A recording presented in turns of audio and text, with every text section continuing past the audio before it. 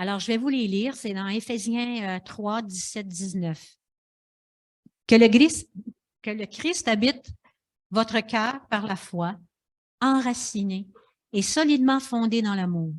Vous serez ainsi à même de comprendre, avec tous ceux qui appartiennent à Dieu, combien l'amour de Christ est large, long, élevé et profond. Oui, vous serez à même de connaître cet amour qui surpasse tout ce que l'on peut en connaître, et vous serez ainsi remplis de toute la plénitude de Dieu. Alors, moi, j'ai voulu comprendre comment Jésus a-t-il aimé. Il nous invite à chercher la réponse ensemble, car il dit avec tous ceux qui appartiennent à Dieu. Donc, chercher ensemble ce que l'amour de Christ veut dire. Nous ne pouvons connaître l'amour de Jésus que dans l'expérimentation et l'acceptation dans nos vies de vivre quelque chose de différent dans cet amour qu'il a pour nous. Différent de ce que le monde peut offrir. Un monde qui n'arrive pas à nous combler malgré tout ce qu'on pourrait posséder. Un monde qui fait la guerre parce qu'il a de la difficulté à aimer. Cette différence que Jésus nous offre est un amour inconditionnel à vivre avec lui. Il nous invite à l'aimer et non seulement à reproduire cet amour autour de nous, mais aussi à développer la reconnaissance et l'acceptation de l'autre dans ses différences. Son amour ne varie pas selon ce que nous sommes ou faisons. Il nous aime malgré nos péchés, car il en a payé le prix à la croix. Verset 17. On va l'afficher. Non, c'est pas lui. Merci. Je l'ai mis là pour que ça soit plus facile pour vous de comprendre ce que je dis. Au moins, vous l'avez devant les yeux, puis ça fait plus de sens. Alors, que le Christ habite dans votre cœur par la foi, enraciné et solidement fondé dans l'amour. Je vois ce verset comme un appel à développer de plus en plus notre confiance en lui et à croire en lui. Croire en ce qu'il a accompli pour nous. Sa vie, sa mort à la croix, sa résurrection. L'apôtre Paul dit ceci dans Galates 2:20. Ce n'est plus moi qui vis, c'est Christ qui vit en moi. Ma vie en tant qu'homme, je la vis maintenant dans la foi au Fils de Dieu et qui par amour pour moi s'est livré à la mort pour moi à ma place. La foi crée un attachement en nous avec Jésus par l'Esprit Saint qui nous habite et qui produit des racines profondes dans notre amour pour lui et qui nous fait prendre de la maturité et dans notre compréhension de qui est Jésus et de qui nous sommes en lui. Verset 18. Vous serez ainsi à même de comprendre avec tous ceux qui appartiennent à Dieu combien l'amour de Christ est large, long, élevé et profond. Ce verset est pour moi aussi un appel à solidifier notre foi, notre amour pour lui et pour mes frères et sœurs. L'unité dont il est question dans ce verset est la force qui nous permet de vivre différemment ensemble pour Christ. C'est aussi une promesse qu'il nous aidera à comprendre son amour pour nous, si Christ habite dans nos cœurs. Oups. Les mains pleines de pouces. Voilà. L'amour de Jésus dans ce verset est représenté par quatre dimensions. La largeur, la longueur, la hauteur et la profondeur. C'est une façon de nous aider à comprendre que son amour est à l'infini. Cette réflexion m'a poussé à faire des recherches pour mieux comprendre ces dimensions. Alors, regardons ensemble ce que ça a donné. La largeur. La largeur est le salut offert à tous. Galates 3, 26, 28 dit « Car par la foi en Jésus-Christ, vous êtes tous fils et filles de Dieu. Car vous tous qui avez été baptisés pour Christ, vous êtes revêtus de Christ. Il n'y a plus ni juif ni non-juif, Il n'y a plus ni esclave, ni homme libre. Il n'y a plus ni homme, ni femme. Unis à Jésus, vous êtes tous un. Nous pouvons tous bénéficier du salut que Jésus nous offre. Il suffit de croire en lui, de l'inviter à vivre dans notre cœur et à suivre le chemin qu'il a tracé pour chacun de nous. La longueur. La longueur, c'est pour toujours et depuis toujours. Dieu nous aimait avant même la fondation du monde. Nous trouvons cette affirmation dans Éphésiens 1,4. En lui, bien avant de poser les fondations du monde, il nous avait choisis pour que nous soyons saints et sans reproche devant lui, puisqu'il nous a aimés.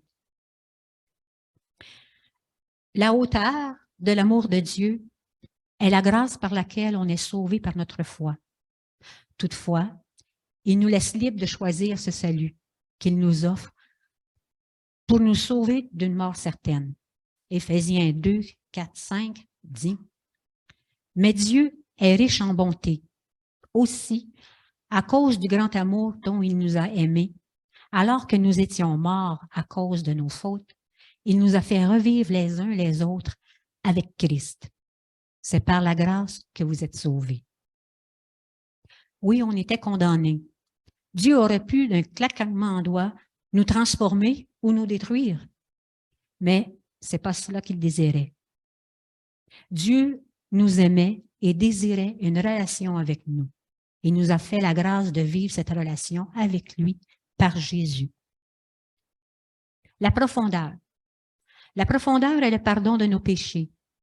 Il vient à notre rencontre dans notre détresse au plus profond de nous-mêmes. Il nous a purifiés et réconciliés avec le Père. Lui qui était de condition divine, il s'est fait homme et il est mort à la croix pour nous. Il y a deux volets à ce que je désire souligner sur la profondeur du pardon de Dieu. Le premier se trouve dans Romains 5, 10, qui nous confirme la réconciliation. Alors que nous étions ses ennemis, Dieu nous a réconciliés avec lui par la mort de son Fils. À plus forte raison maintenant que nous sommes réconciliés, serons-nous sauvés par sa vie. Non seulement nous sommes réconciliés avec Dieu, mais nous avons la vie éternelle. La colère de Dieu ne s'abattra pas sur nous à cause de nos péchés, car le sang de Jésus,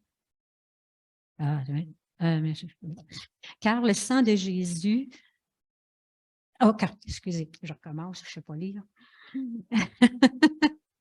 Bon, la colère de Dieu ne s'abattra pas sur nous à cause de nos péchés, car le sang de Jésus pour nos péchés sont pardonnés à tout jamais. Le deuxième volet est la condition divine qu'on retrouve dans Philippiens 2, 6 à 8. Lui qui était de condition divine ne chercha pas à profiter de l'égalité avec Dieu, mais il s'est dépouillé lui-même et il a pris la condition d'un serviteur en se rendant semblable aux hommes, se trouvant ainsi reconnu à son aspect comme un simple homme. Il s'abaissa lui-même en devenant obéissant jusqu'à la mort, oui, la mort sur la croix. On va prendre une petite gorgée.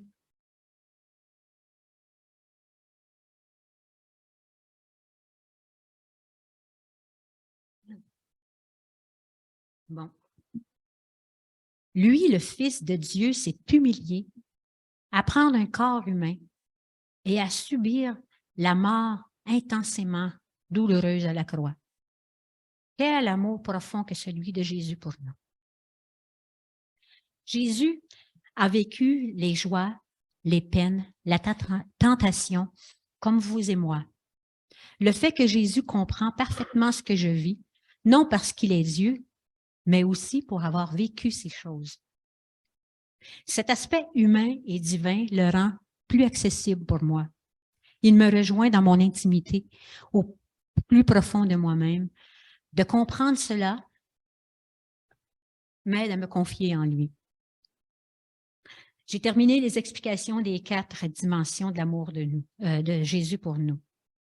Mais j'ai trouvé ça super intéressant de pouvoir les décortiquer une par une, avec une signification précise pour chacune d'elles, plutôt que de m'en tenir à dire « c'est un amour infini ». C'est vrai, c'est beau, mais ça reste vague. Et puis, c'est ça qui m'a poussé à vraiment aller faire des recherches, à savoir, comprendre mieux cet amour de Jésus pour nous. Nous arrivons maintenant au dernier verset que je veux partager avec vous ce matin, le verset 19. Oui, vous serez à même de connaître cet amour qui surpasse tout ce que l'on peut en connaître, et vous serez ainsi remplis de toute la plénitude de Dieu. Oui, un amour qui surpasse tout ce que l'on peut en connaître, un amour si grand, si puissant. En tant qu'humains, nous n'arrivons pas à le saisir pleinement. Notre but est de ne jamais arrêter de chercher à comprendre son amour, à se rapprocher de lui pour le voir agir de plus en plus dans nos vies. Aussi de le partager avec nos frères, nos sœurs, notre famille, nos amis et ceux que Dieu met sur notre chemin. Dieu promet que si nous cherchons à comprendre son amour, nous serons remplis de toute sa plénitude.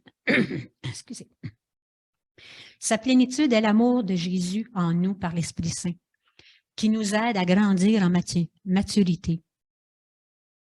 Ressembler à Jésus est la plénitude vers laquelle j'aspire à devenir. En conclusion, je vous laisse avec la définition des 4 dimensions de l'amour de Dieu en abrégé, pour plus de facilité à les mémoriser. La largeur est le salut pour tous. La longueur, de toute éternité et pour toujours. La hauteur, amour libre et gratuit. La profondeur, le pardon, il nous rejoint dans notre détresse. Prions. Seigneur, aide-nous à comprendre de plus en plus l'immensité de ton amour et apprends-nous aussi à aimer comme toi tu aimes, pour la gloire de ton nom. Amen.